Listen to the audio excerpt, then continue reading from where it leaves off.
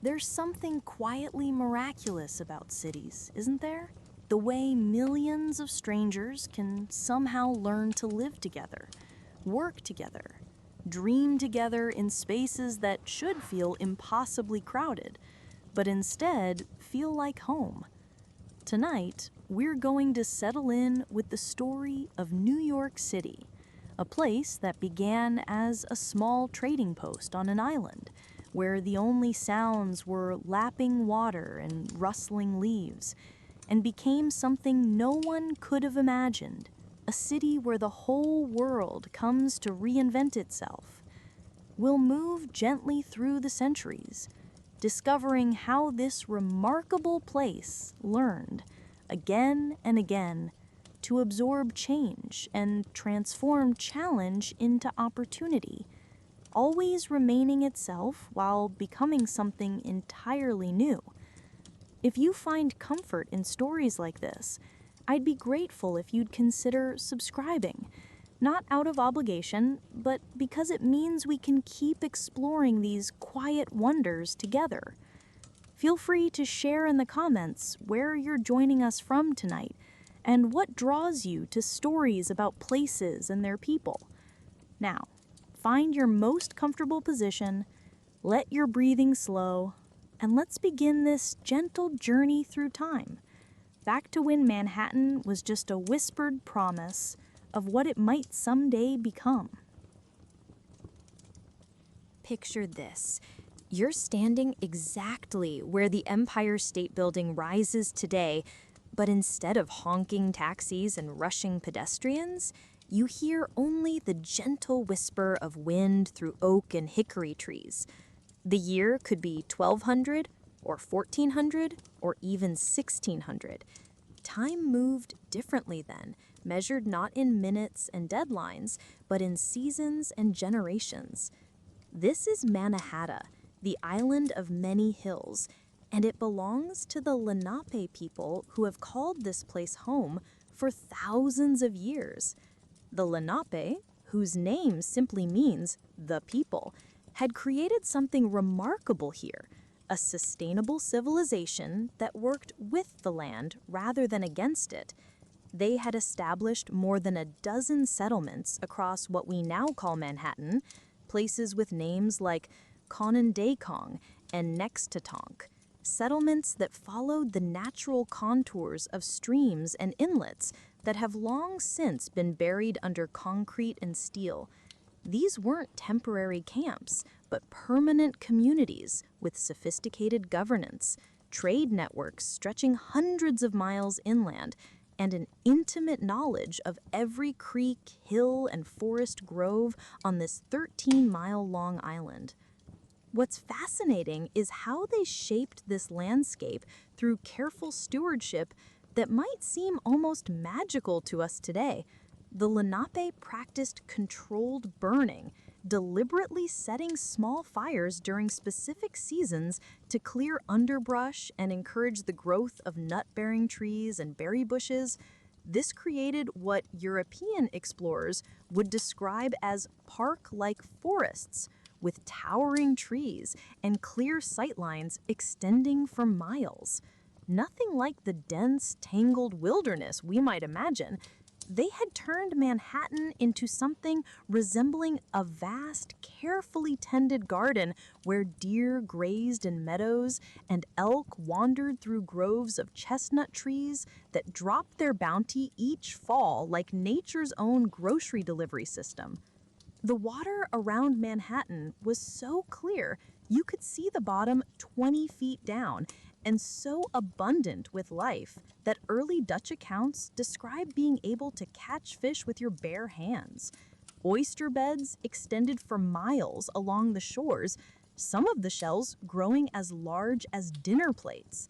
The Lenape harvested these waters with woven fish weirs and dugout canoes that could hold 20 people, crafted from single trees that grew to sizes we can barely comprehend today, tulip poplars and white oaks with trunks 8 feet across, trees that had been growing since before the pyramids were built. Their settlements followed the natural highways of the island, trails that traced ridgelines and followed stream valleys, paths that connected freshwater sources, and sheltered coves where canoes could be safely beached. The greatest of these paths ran the length of the island along high ground, connecting the southern tip where the Hudson and East Rivers met to the northern forests and meadows. This ancient thoroughfare, worn smooth by countless moccasined feet over countless generations, would one day become Broadway, though the Lenape who walked it could have never imagined it would someday pulse with electric lights and echo with the sounds of 8 million people rushing through their daily lives. The Lenape lived in longhouses during the winter months, structures made of bent saplings covered with bark sheets that could house multiple families, and in lighter, more temporary shelters during the warmer seasons when they followed the rhythms of planting, fishing, and harvesting.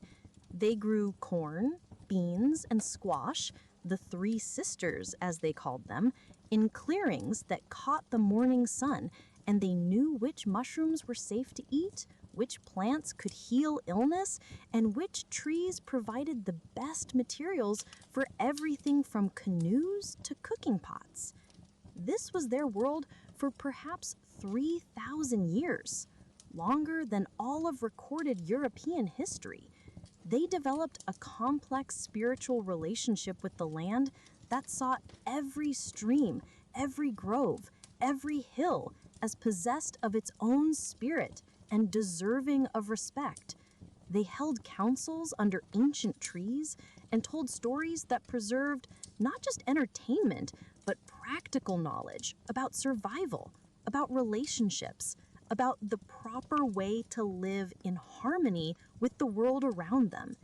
When European ships first appeared on the horizon in the early 1500s, bringing visitors from a world the Lenape had never imagined, they were looking at the end of one story and the beginning of another, though they couldn't have known it at the time. Imagine you're standing at the southern tip of Manhattan in the early morning of 1624, watching as a small group of Dutch families step off a cramped wooden ship onto a shore that will change their lives forever. The Dutch West India Company has sent 30 families to establish a trading post on this strategic island, and they're about to create something that has never existed before, a truly cosmopolitan city in the New World, a place where profit matters more than purity, and where anyone willing to work hard can make a new life for themselves.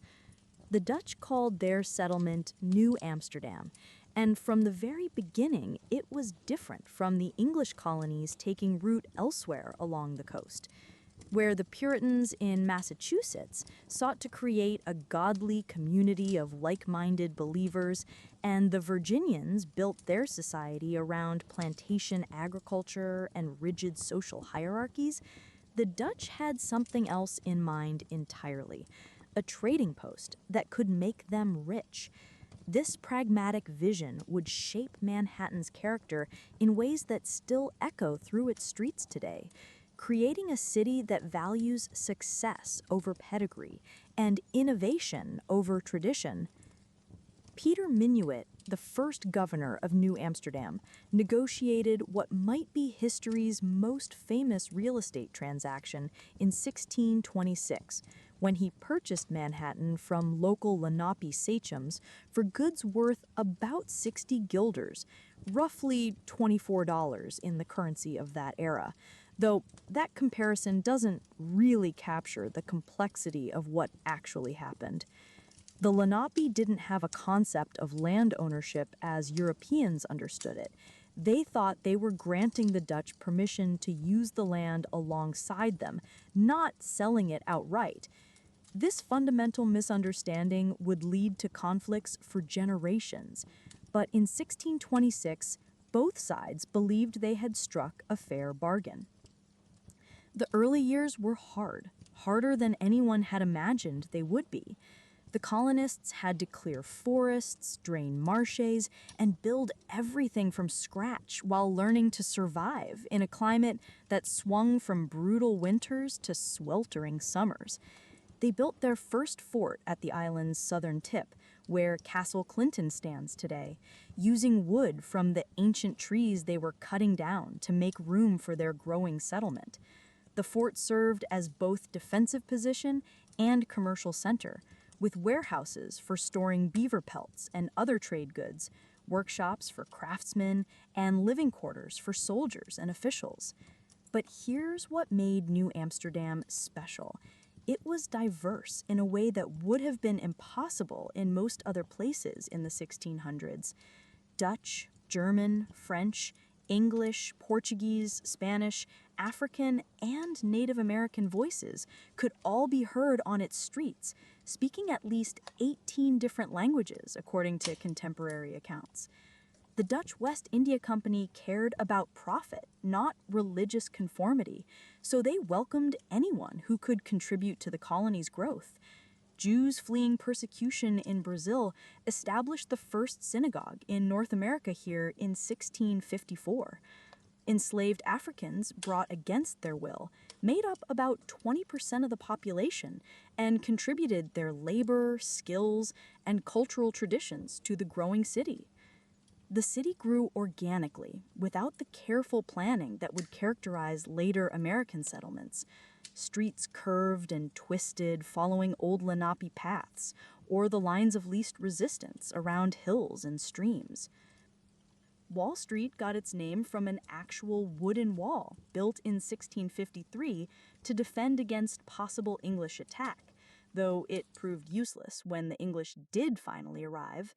The Bowery was a farm road leading to the estate of Peter Stuyvesant, the hot-tempered, one-legged governor who tried to impose order on this chaotic, multicultural experiment in New World living. Stuyvesant was a complicated figure, authoritarian and sometimes brutal, but also the man who oversaw New Amsterdam's growth from struggling outpost to a thriving city of nearly 10,000 people. He built the first hospital, established the first post office, and tried to create some semblance of urban planning in a city that seemed determined to grow in all directions at once. He also presided over some of the darkest chapters in the city's early history, including harsh treatment of religious minorities and the brutal suppression of slave revolts. By the 1660s, New Amsterdam had developed its own unique character, a place where money talked louder than bloodlines, where innovation mattered more than tradition, and where people from dozens of different backgrounds somehow managed to live and work together despite their differences. The city had taverns and markets, workshops and warehouses, elegant homes for wealthy merchants, and cramped tenements for struggling laborers.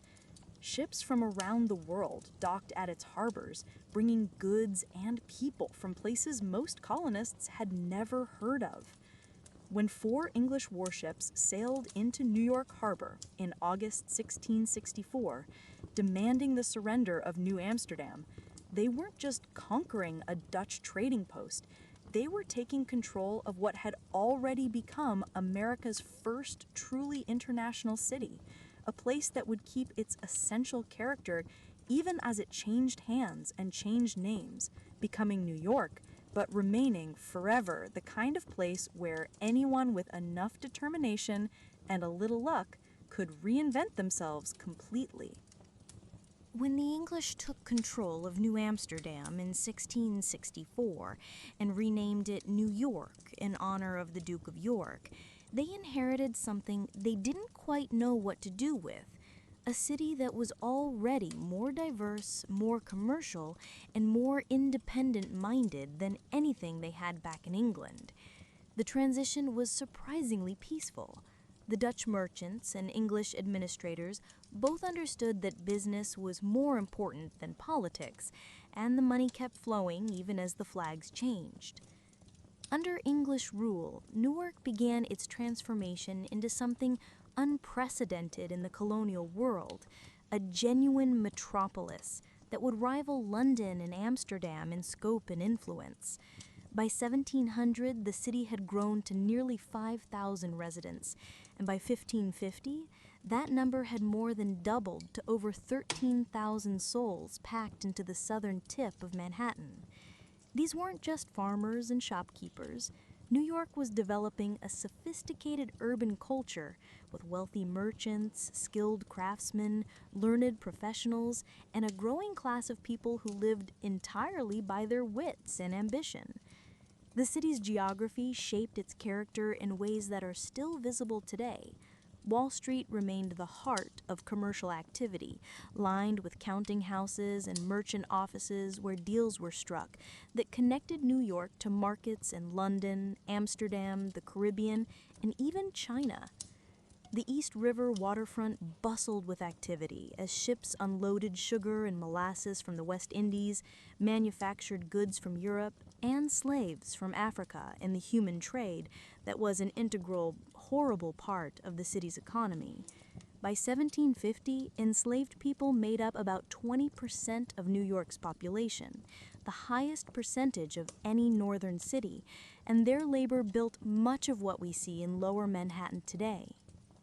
What's remarkable is how quickly New Yorkers developed their own distinct identity, different from both their English rulers and their colonial neighbors.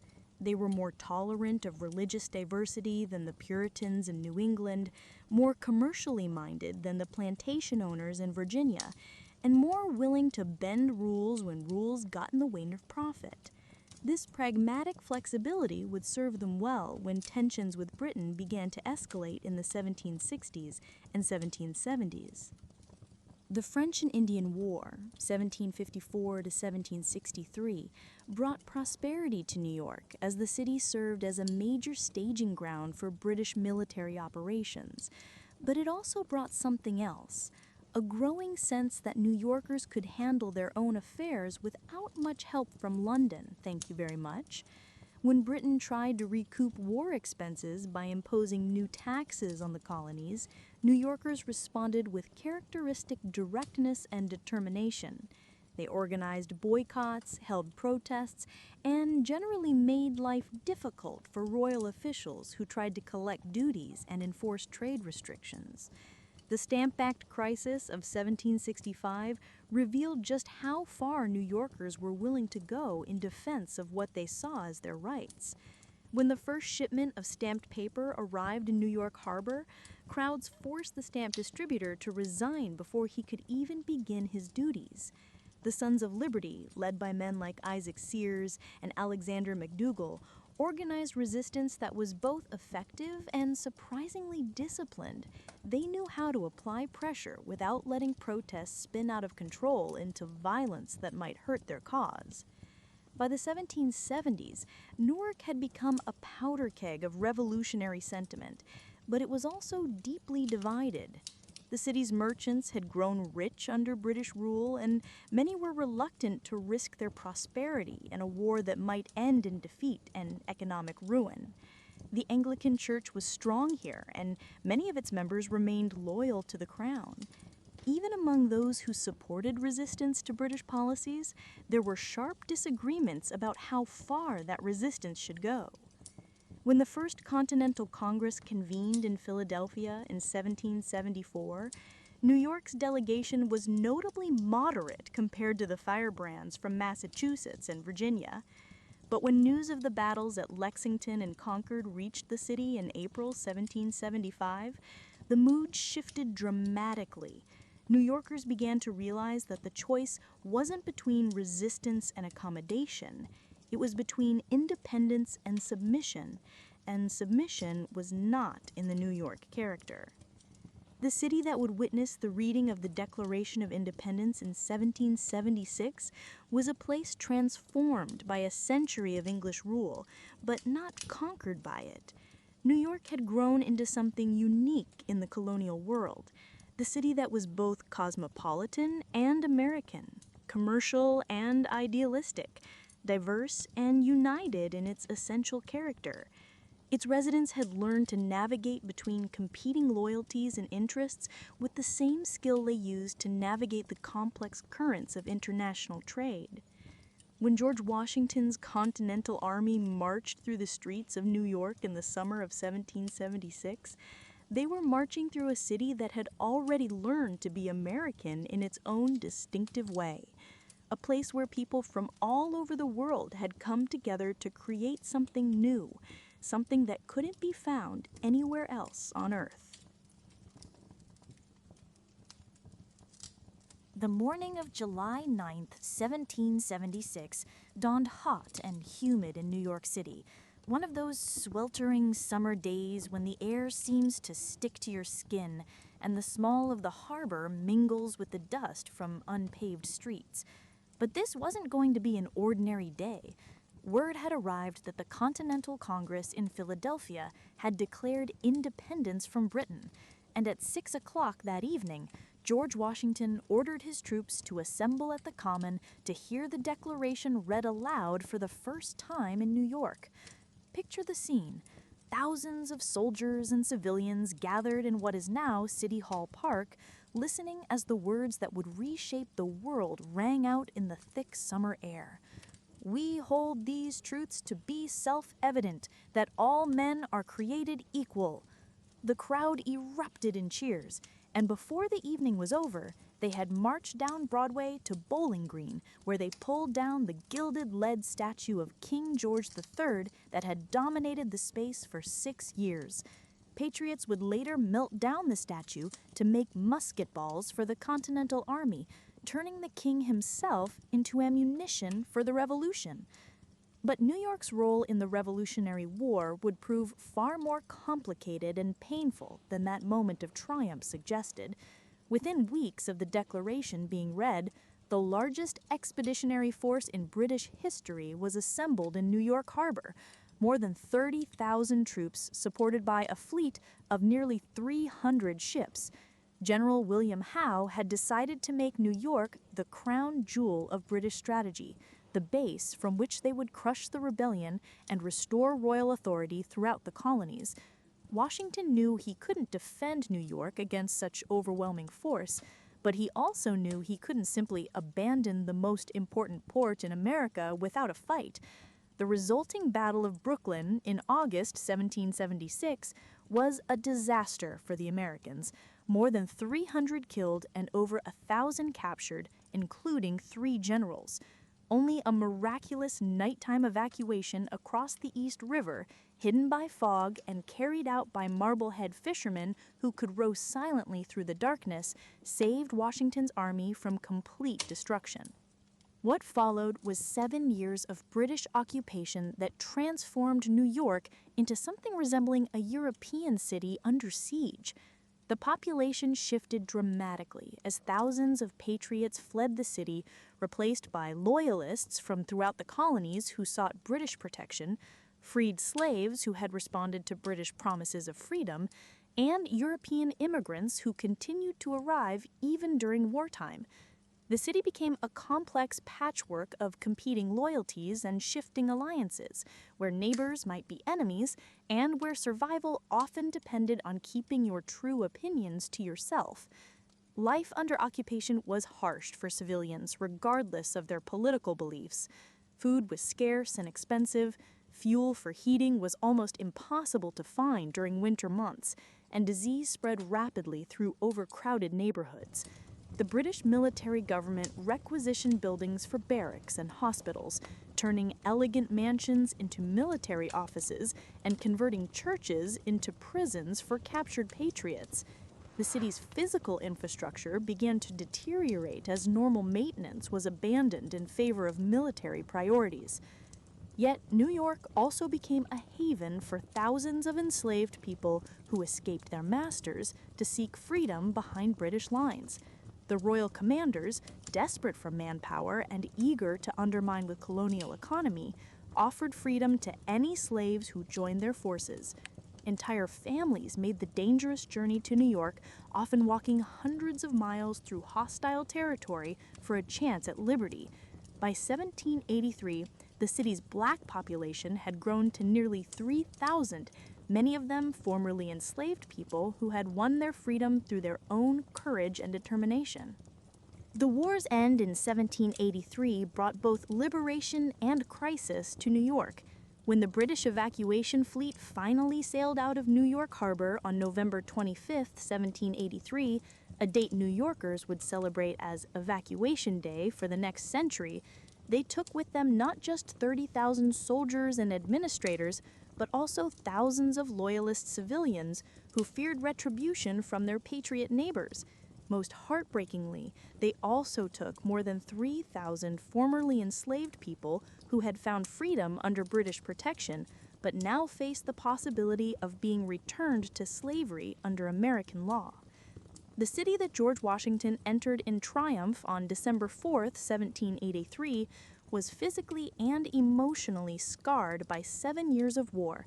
Entire neighborhoods had been destroyed by fires that swept through the city in 1776 and 1778, leaving rubble and vacant lots where busy streets had once bustled with activity. The economy was in shambles, with many merchants ruined by the disruption of trade and the worthless paper money that had circulated during the war. Political divisions ran deep, as returning patriots sought revenge against neighbors they accused of collaboration while trying to rebuild relationships with those who had simply tried to survive an impossible situation. But New York had also gained something invaluable during those difficult years, a sense of its own resilience and adaptability that would serve it well in the challenges ahead. The city had survived occupation, siege, fire, and social upheaval, and it had emerged with its essential character intact. New Yorkers had learned that they could endure almost anything and still find ways to rebuild, to innovate, and to prosper. The revolution had ended, but the real transformation of New York was just beginning. In the aftermath of revolution, New York City found itself in a peculiar position. Politically triumphant, but economically devastated, the largest city in a new nation that wasn't entirely sure what kind of nation it wanted to be. The winter of 1783-84 was brutal, and not just because of the weather. Entire neighborhoods lay in ruins from wartime fires.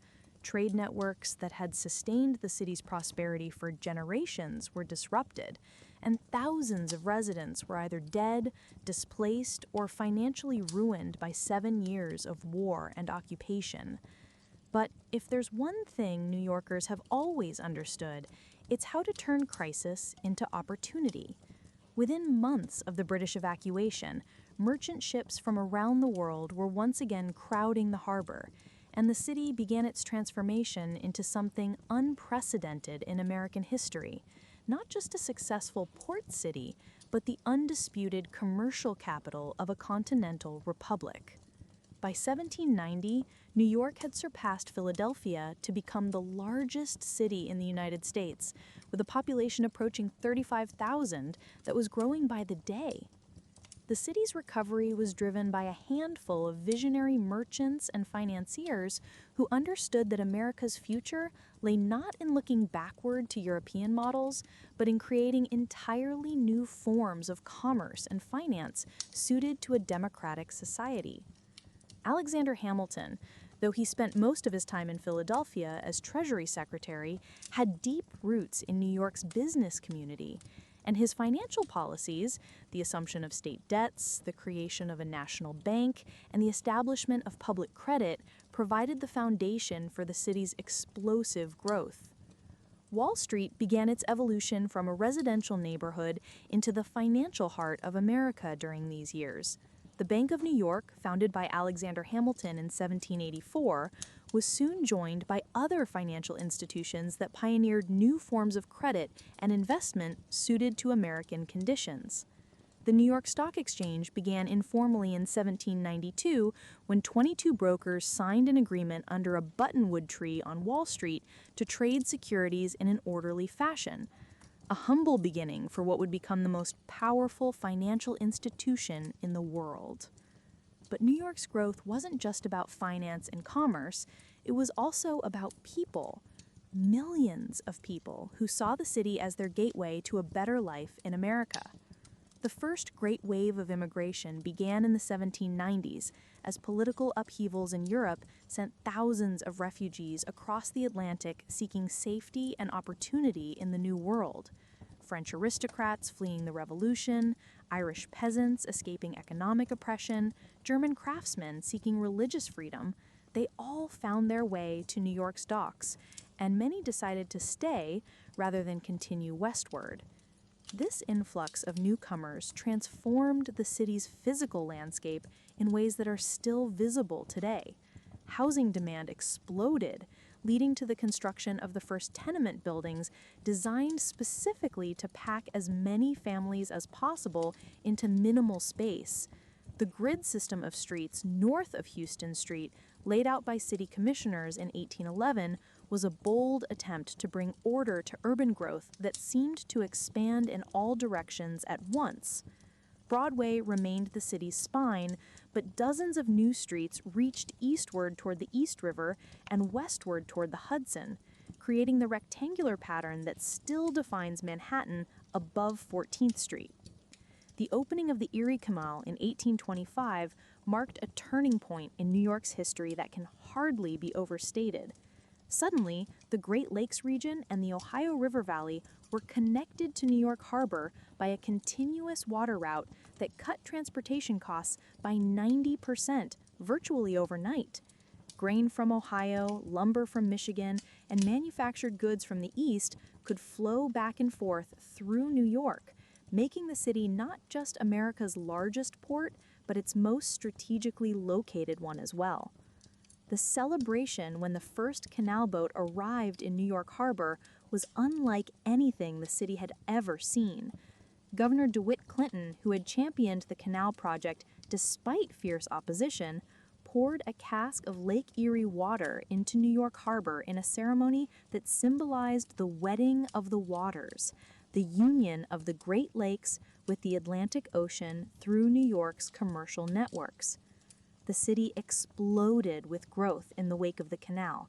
By 1830, the population had reached more than 200,000, and by 1840, it was approaching 300,000. This rapid growth brought both prosperity and problems. The city's infrastructure, water supply, sewage disposal, fire protection, police services struggled to keep pace with population growth. Cholera epidemics swept through overcrowded neighborhoods, killing thousands and highlighting the desperate need for public health improvements. Class divisions widened as a small number of merchant families accumulated enormous wealth, while recent immigrants crowded into cellars and attics with minimal sanitation and no privacy. Yet there was something electric in the air during these decades, a sense that New York was becoming the place where America's future was being invented. The city's newspapers, led by pioneers like James Gordon Bennett's New York Herald, created modern journalism by covering not just politics and commerce, but crime, society, and human interest stories that entertained as much as they informed. P.T. Barnum opened his American Museum in 1841, presenting a mixture of education and entertainment that drew visitors from around the world to see everything from natural history specimens to elaborate hoaxes that blurred the line between reality and imagination.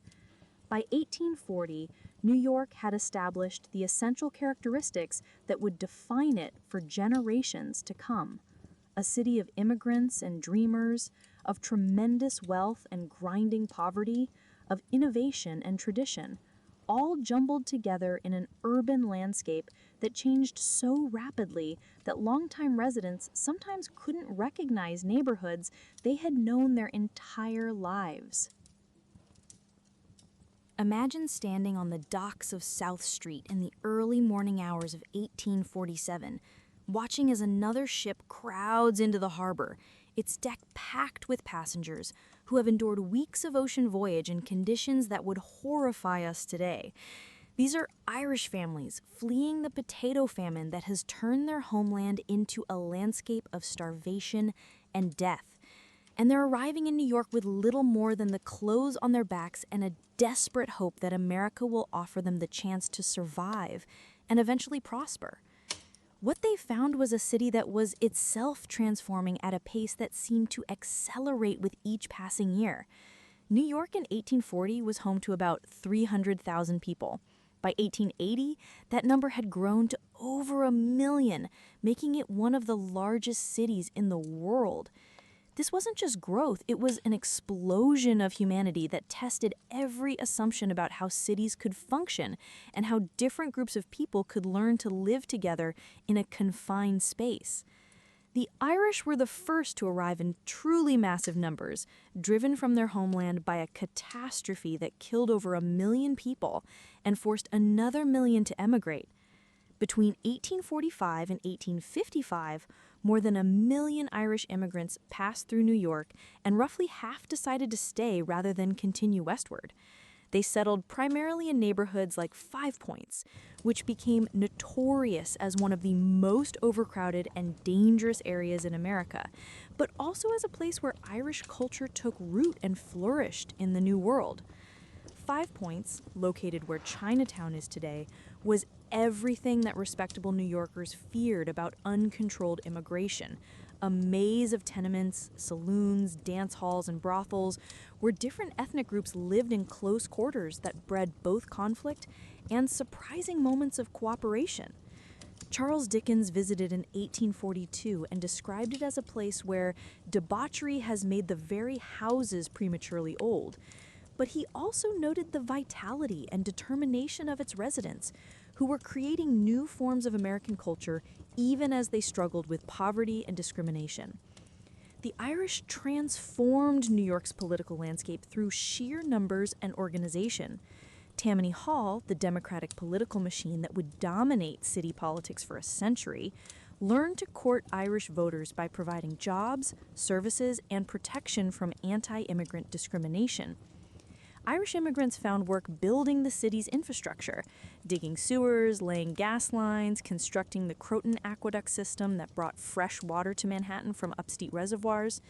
They also dominated certain trades like dock work and domestic service, creating ethnic enclaves within the larger economy that provided mutual support and opportunity for advancement. But the Irish were just the beginning. The 1848 revolutions in Europe sent waves of German immigrants to New York, many of them skilled craftsmen, merchants, and professionals who brought different expectations and capabilities than the desperately poor Irish peasants. The Germans settled primarily on the Lower East Side and in what became known as Klein Deutschland, Little Germany, creating a parallel society complete with German-language newspapers, theaters, schools, and social clubs. These German immigrants introduced New Yorkers to new forms of leisure and culture that would become integral to the city's character. Beer gardens and music halls offered alternatives to the rough taverns that had previously dominated working-class entertainment. German immigrants brought advanced techniques in brewing, printing, and manufacturing that helped diversify the city's economy beyond commerce and shipping. They also brought different political traditions, including socialism and labor organizing, that would eventually influence American working-class movements. The arrival of so many immigrants in such a short time created tensions that sometimes exploded into violence. The draft riots of 1863 were the worst civil disturbance in American history up to that time, as Irish workers, angry that they were being conscripted to fight in a civil war they saw as benefiting only the wealthy, turned their rage against the city's black population, whom they blamed for the war and viewed as economic competition. For 5 days, mobs roamed through Manhattan, burning buildings, attacking blacks, and battling police and military units sent to restore order. Yet despite these tensions, something remarkable was happening in New York during these decades: the creation of America's first truly multi-ethnic society. Irish, German, English, Scottish, and native-born Americans were learning to work together, worship together, and eventually intermarry in ways that created new hybrid identities that were distinctly American. The children of immigrants often spoke English with New York accents that blended influences from a dozen different linguistic traditions. The city's physical transformation during these years was as dramatic as its demographic changes. The opening of Central Park in 1857 provided a green oasis in an increasingly crowded cityscape, designed by Frederick Olmsted and Calvert Vall to offer all New Yorkers, regardless of class or ethnicity, a place to experience nature and beauty. The park's construction employed thousands of immigrant workers who literally reshaped the landscape, moving millions of tons of earth and rock to create what appeared to be a natural environment, but was actually one of the most carefully planned urban spaces in the world. By 1880, New York had become something unprecedented in human history, a city of more than 1 million people drawn from every corner of the globe, somehow managing to function as a coherent urban society despite differences in language, religion, culture, and economic status that might have torn apart a smaller community. The city had learned to channel the energy of constant change and growth into institutions and traditions that could absorb newcomers while maintaining essential continuity. The morning whistle that woke New York in 1880 was different from any sound the city had heard before, not just the familiar calls of street vendors and the clip-clop of horse-drawn traffic, but the deep, rhythmic pulse of steam engines driving machinery in hundreds of factories scattered throughout Manhattan and the growing outer boroughs. New York was transforming itself once again, this time from a commercial city that moved goods to an industrial metropolis that made things, and the change was reshaping every aspect of urban life. The statistics tell part of the story, but they can't capture the sheer energy of what was happening. Between 1880 and 1920, New York's population more than doubled, reaching nearly 6 million people spread across 5 boroughs that were consolidated into a single city government in 1898. But more important than the numbers was the diversity of those new residents and the complexity of the economy they created together. This wasn't just growth, it was the birth of the modern American city, with all the opportunities and problems that would define urban life for the next century. The new immigrants arriving during these decades came primarily from Southern and Eastern Europe. Italians fleeing poverty in the Mezzogiorno, Jews escaping pogroms in Russia and Poland, Greeks seeking economic opportunity, Slavs from the disintegrating Austrian Empire. They brought with them skills, traditions, and expectations that were often very different from the Irish and Germans who had preceded them, and they settled in neighborhoods that became distinct ethnic enclaves with their own languages, customs, and institutions. The Lower East Side became the most densely populated area on Earth during these years, with some blocks housing more than 4,000 people per acre. Tenement buildings rose 6 and 7 stories high, packed with families who might share a single room and access to toilet facilities in the backyard that served dozens of residents. Jacob Riis, the photographer and journalist who documented these conditions in his groundbreaking book, How the Other Half Lives, showed middle-class Americans images of poverty and overcrowding that shocked them into supporting housing reform and other progressive-era improvements. But the Lower East Side was also a place of tremendous vitality and opportunity. Hester Street Market became a place where immigrants could buy familiar foods from home while learning American ways of commerce. The Forward, a Yiddish-language newspaper founded in 1897, became the most widely read immigrant publication in America, helping newcomers navigate American society while maintaining connections to their cultural heritage. The neighborhood produced an extraordinary number of successful entrepreneurs, artists, and professionals who would go on to influence American culture in profound ways.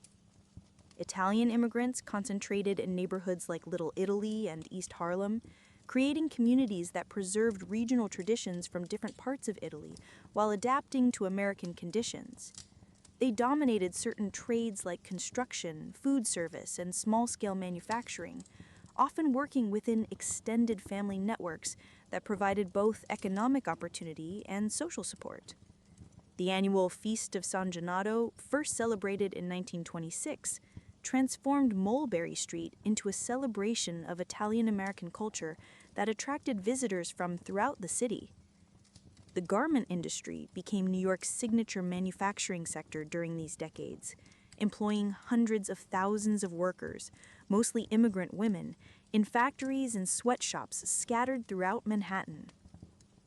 The Triangle Shirtwaist Factory fire of 1911, which killed 146 workers trapped by locked doors and inadequate safety measures, became a turning point in American labor history, leading to workplace safety regulations and strengthening the labor movement. The International Ladies Garment Workers Union, founded in New York in 1900, pioneered collective bargaining techniques that would spread throughout American industry. The city's infrastructure struggled to keep pace with this explosive growth. The first subway line opened in 1904, connecting City Hall to the Bronx and revolutionizing urban transportation by making it possible for working-class families to live in neighborhoods far from their jobs. The Brooklyn Bridge, completed in 1883, was considered one of the engineering marvels of the age, spanning the East River with a design so innovative that some people initially feared it might collapse under its own weight. Electric lighting began replacing gas lamps in the 1880s, transforming the city's nighttime appearance and making possible new forms of entertainment and commerce that operated around the clock. Times Square, originally called Longacre Square, became the city's entertainment district as theaters, restaurants, and hotels clustered around the intersection of Broadway and 42nd Street. The first electric advertising signs appeared in the 1990s, beginning Times Square's transformation into the neon-lit spectacle it remains today. This was also the era when New York established its reputation as America's cultural capital. The Metropolitan Opera House opened in 1883, Carnegie Hall in 1891, and the New York Public Library's main branch in 1911. These institutions were funded by the enormous fortunes accumulated by industrialists and financiers who saw cultural philanthropy as both civic duty and social validation.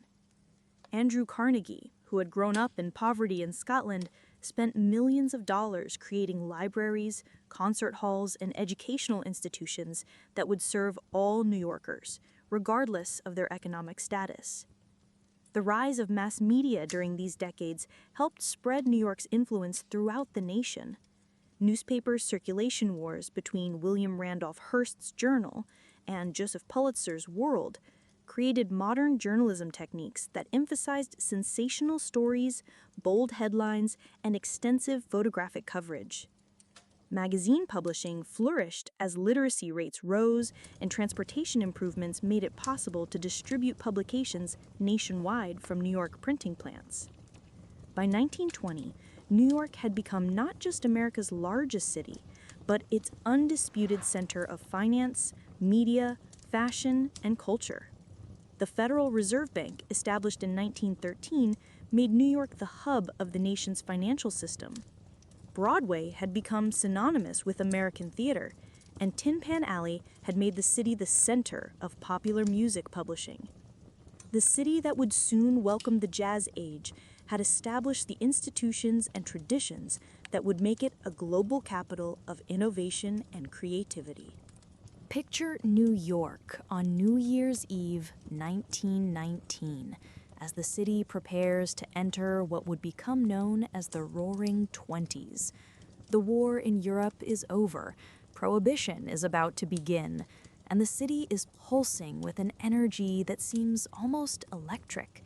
Literally, since electric lighting has transformed the nighttime cityscape into something that appears magical to visitors from smaller cities and rural areas.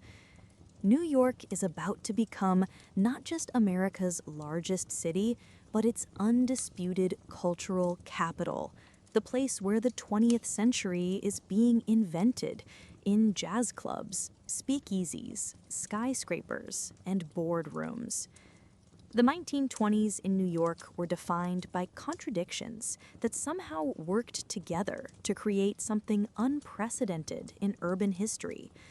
Prohibition, which began in January 1920, was supposed to eliminate alcohol from American life.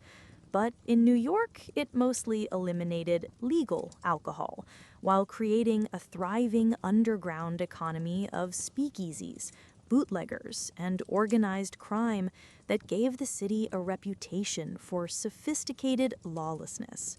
By some estimates, there were more places to buy illegal drinks in New York during Prohibition than there had been legal saloons before it began.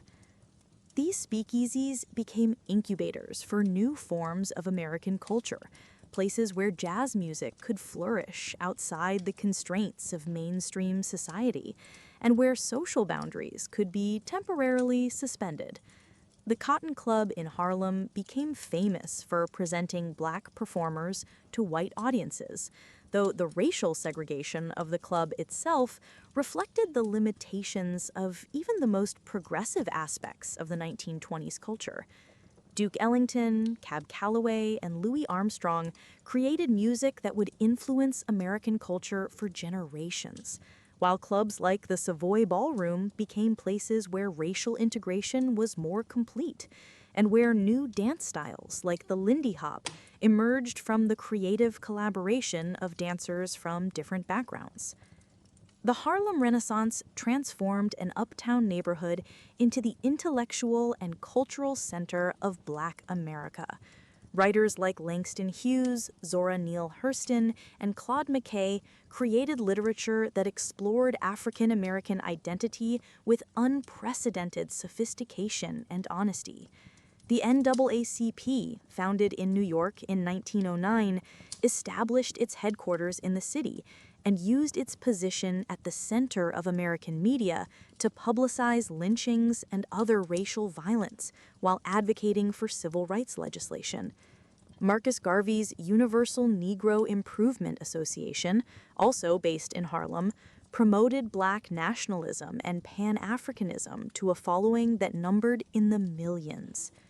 Meanwhile, Manhattan's skyline was literally reaching toward the clouds as architects and engineers pushed the boundaries of what was possible with steel frame construction. The Chrysler Building, completed in 1930, and the Empire State Building, finished a year later, were not just engineering marvels, but symbols of American ambition and optimism. The Empire State Building was constructed in just 410 days, employing thousands of workers who risked their lives walking steel beams hundreds of feet above the street to create what was then the world's tallest building. Wall Street during the 1920s became synonymous with speculation and easy money, as stock prices soared to levels that seemed to have no connection to economic reality.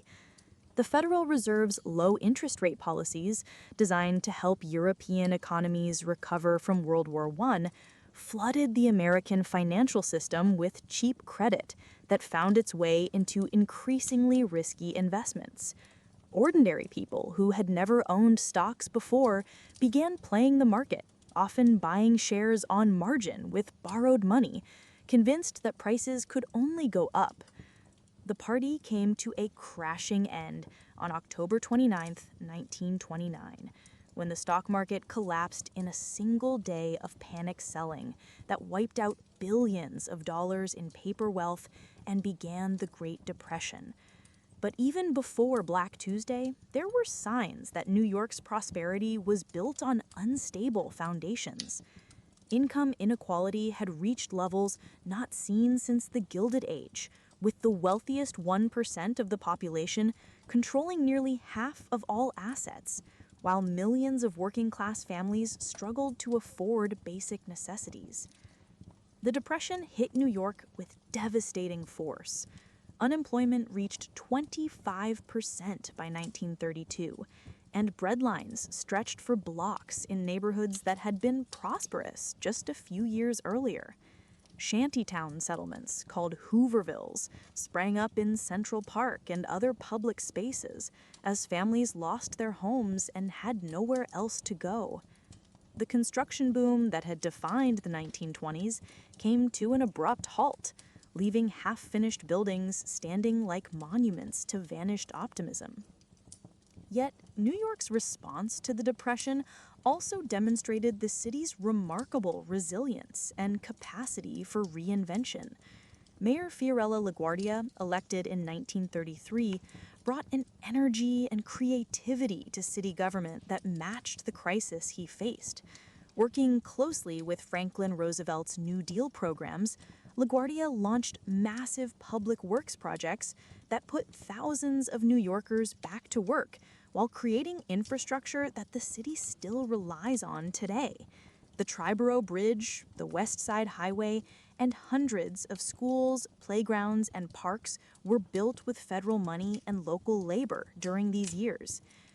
The Works Progress Administration's Federal Theater Project, Federal Art Project, and Federal Writers Project employed thousands of artists, writers, and performers who might have otherwise been on relief rolls.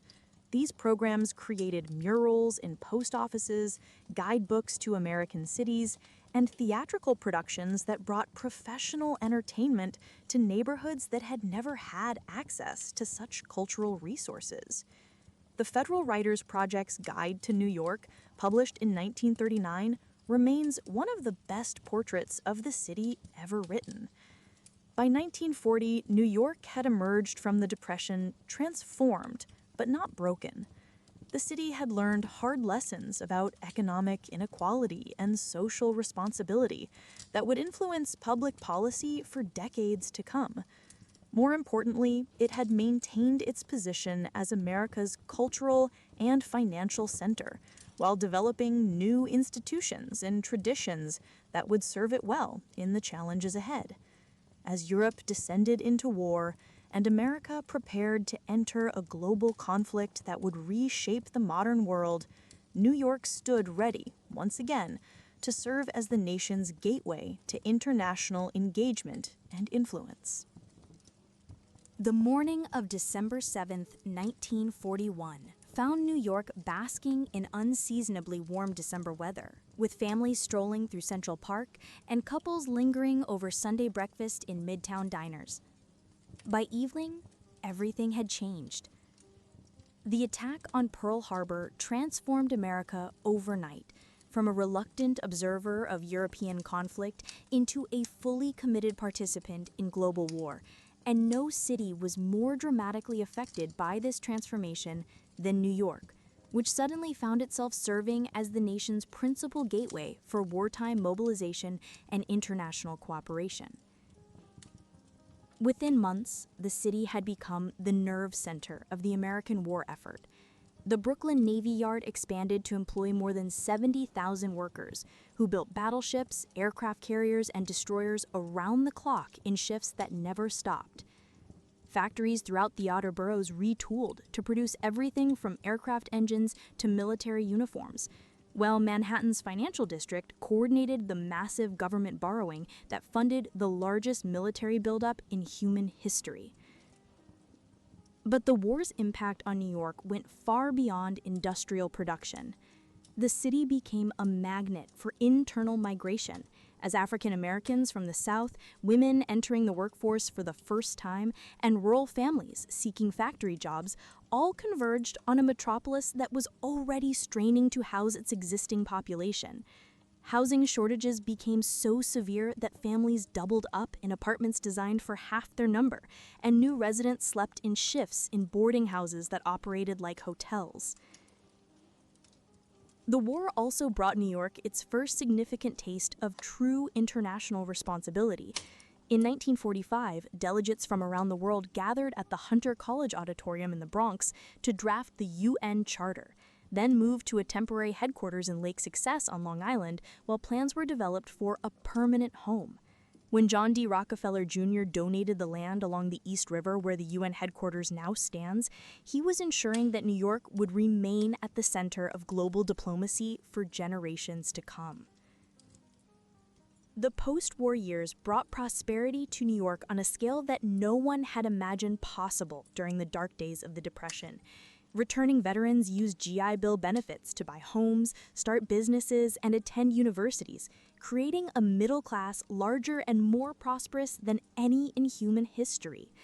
The suburbs of Long Island, Westchester County, and northern New Jersey exploded with new housing developments connected to Manhattan by highways and commuter rail lines that made it possible to live in single-family homes while working in the city. Madison Avenue became synonymous with advertising as companies discovered that television could create national markets for consumer goods in ways that had never been possible before. The rise of television broadcasting transformed New York into the center of American entertainment, with live variety shows, news programs, and dramatic series originating from studios in Manhattan and reaching audiences from coast to coast. Ed Sullivan, Walter Cronkite, and dozens of other television personalities became national figures who shaped American culture from their New York base. But the city's greatest transformation during these decades was demographic.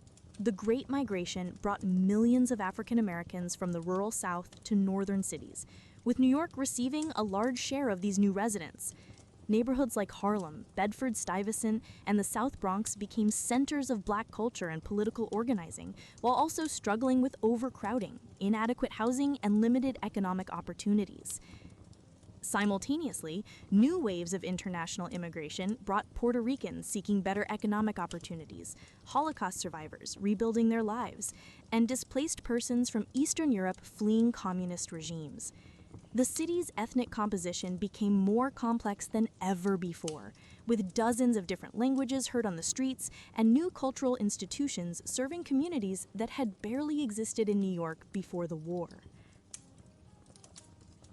Urban renewal programs launched during the 1950s and 1960s, championed by Planning Commissioner Robert Moses, transformed entire neighborhoods through highway construction and public housing projects that were intended to modernize the city, but often destroyed existing communities in the process. The Cross Bronx Expressway, completed in 1963, cut through stable working-class neighborhoods, displacing thousands of families and contributing to the economic decline of areas that had been thriving just a few years earlier. The city's fiscal crisis of the 1970s brought these post-war dreams to a crashing halt. Decades of spending on social programs, combined with the loss of manufacturing jobs to suburbs in foreign countries, left New York nearly bankrupt by 1975. The federal government initially refused to provide emergency loans, leading to the famous Daily News headline, "Ford to City, Drop Dead," that seemed to symbolize New York's isolation and decline. But even during these difficult years, New York was incubating cultural movements that would reshape American society. The civil rights movement found some of its most articulate voices in New York, from Malcolm X preaching at Harlem's Audubon Ballroom to James Baldwin writing essays that challenged Americans to confront the reality of racism with unflinching honesty. The women's liberation movement held its first major demonstration in New York in 1970, when thousands of women marched down Fifth Avenue demanding equal rights and opportunities. The gay rights movement was born in New York during the Stonewall riots of June 1969, when patrons of a Greenwich Village bar fought back against a police raid and sparked a national movement for LGBTQ+ equality. Hip-hop culture emerged from the South Bronx in the 1970s as young African Americans and Latinos created new forms of music, dance, and visual art that would eventually influence global popular culture. By 1980, New York had survived near bankruptcy, social upheaval, and economic transformation to emerge as a different kind of city, smaller in population than it had been in 1950, but more diverse, more culturally innovative, and more internationally connected than ever before.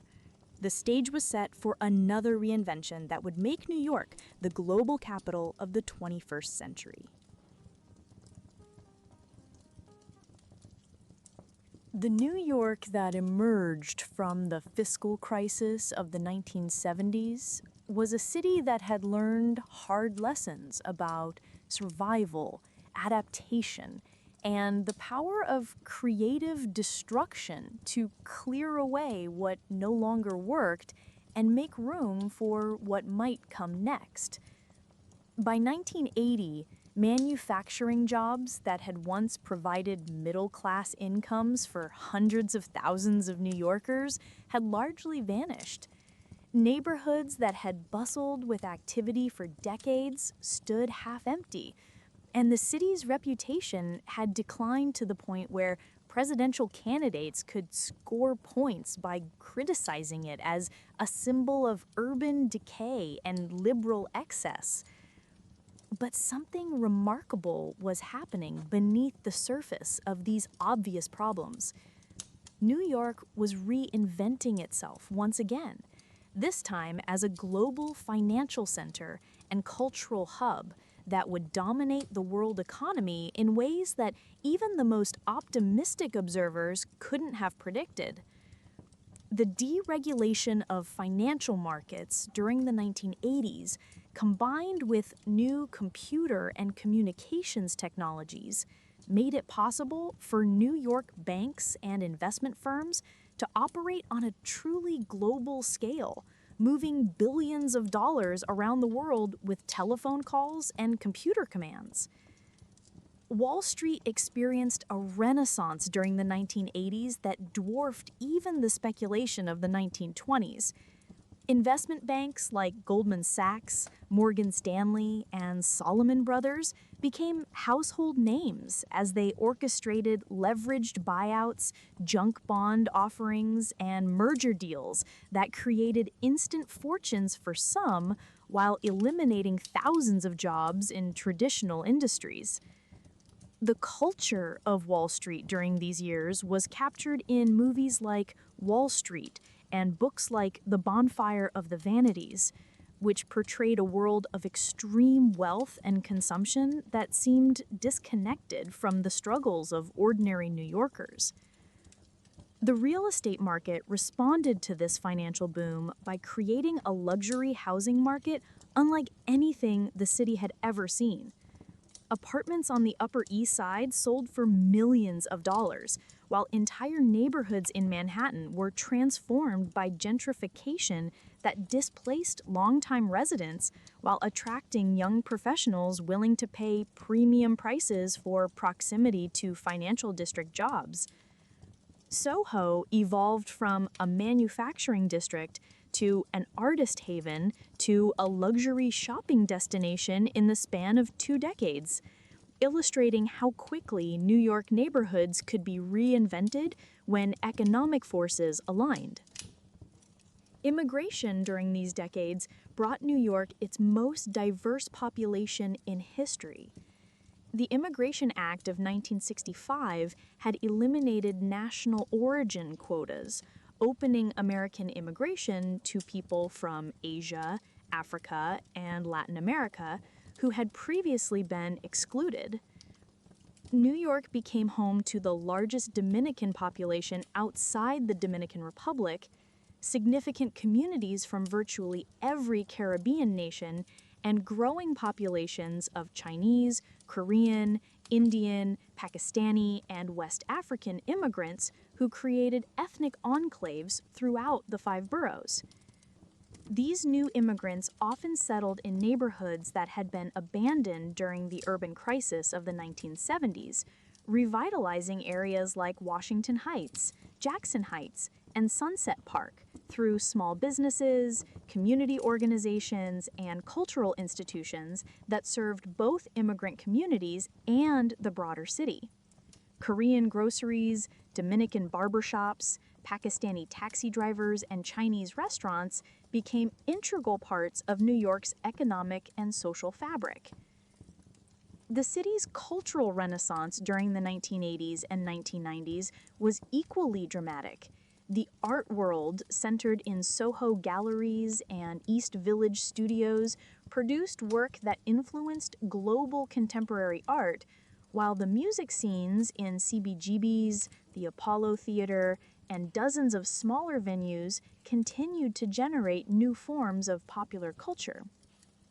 The rise of hip-hop, from its South Bronx origins to global phenomenon, happened largely through New York-based record labels, radio stations, and clubs that provided platforms for artistic innovation.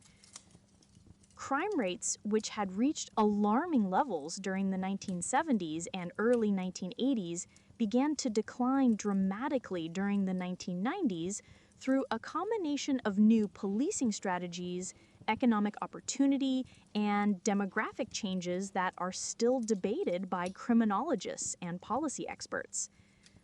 The broken windows theory of policing, implemented by Police Commissioner William Bratton under Mayor Rudy Giuliani, emphasized aggressive enforcement of minor infractions as a way to prevent more serious crimes, while community policing programs tried to rebuild trust between police and residents in high-crime neighborhoods. The September 11, 2001 attacks on the World Trade Center marked a traumatic turning point in New York's history, demonstrating both the city's vulnerability as a global symbol and its remarkable capacity for resilience and recovery. The loss of nearly 3,000 lives in a single morning shocked New Yorkers in ways that no previous event in the city's history had matched. But the response, from first responders who rushed toward danger to ordinary citizens who helped each other evacuate and recover, demonstrated qualities of courage and community solidarity that reminded the world why New York remained America's most admired city. The rebuilding of Lower Manhattan became a symbol of New York's determination to maintain its position as a global center of commerce and culture, despite the threats posed by terrorism and economic uncertainty. One World Trade Center, completed in 2014, stands as both memorial to those who died and testament to the city's refusal to be intimidated by violence and economic uncertainty. The financial crisis of 2008 tested New York once again, as the collapse of Lehman Brothers and near failure of other major financial institutions threatened to destroy the economic foundation that had driven the city's growth for 3 decades. But New York's economy proved more resilient and diversified than critics had expected, with technology companies, media organizations, tourism, and real estate development providing alternative sources of growth and employment. Today, New York stands as one of the world's truly global cities, connected to London, Tokyo, and other financial centers through networks of trade, investment, and communication that operate around the clock.